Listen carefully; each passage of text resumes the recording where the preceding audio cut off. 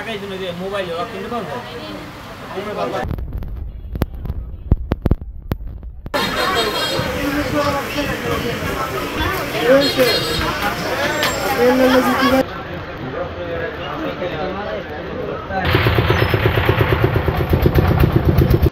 এই তো বাজার পরিস্থিতি দেখতেছি, ঘুরতেছি, এখন পর্যন্ত পছন্দ হচ্ছে না। যা দেখতেছি তারই দাম বেশি বেশি চাচ্ছে। নিউ কালেকশন তো নাই বললেই চলে, সব পুরন মডেল তারা আবার করে নতুন করে উঠাইছে, নতুন কালেকশন খুবই কম।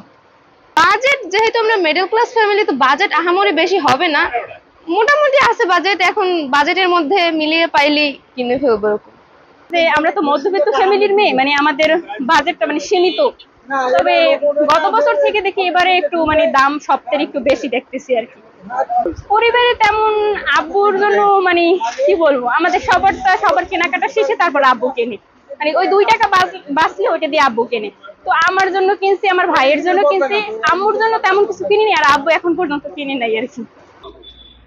পরিবারের আসলে আমি ছাড়া সবার জন্যই কেনা হয়েছে, আর আমি হয়তো আরো 2-1 দিন পরে কেনাকাটার চিন্তা ভাবনা করেছি। আর দাম মোটামুটি গত বছরের থেকে একটু বেশি। কিছু কেনাকাটা করলাম, আর নিজের ব্যক্তিগত বাজেট অনুযায়ী নাই, কিন্তু এখন নাজিয়া ফ্যাশনে আইসা দেখলাম যে অনেক নিউ কালেকশন আসছে, এবং সেই দেখায় বাজেট অনুযায়ী হয়তো বা 3000-4000 টাকার ভিতরে।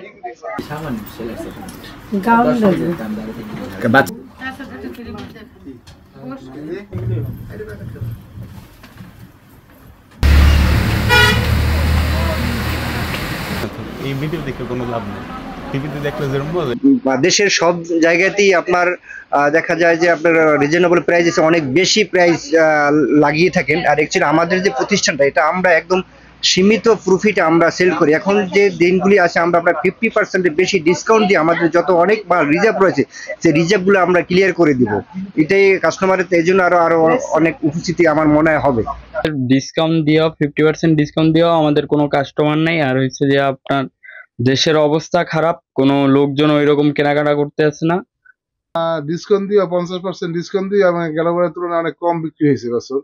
তবে মানুষের চাহিদার তুলনায় এবার কালেকশন একটু কম মনে করি আমি। অর্থনৈতিক অবস্থা খারাপের কারণে মানুষ অনেক কেনাকাটা করতে স্বাচ্ছন্দ্য বোধ মনে করে না, অনেক দাম একটু বেশি বেশি মনে করে। আসলে তো বেশি দাম না, টাকা কম থাকলে দামটা একটু বেশি মনে হয়। দেশের অবস্থাও খারাপ, বেশি কিনাও খারাপ, আমরা আছি কোনো রকম আর কি।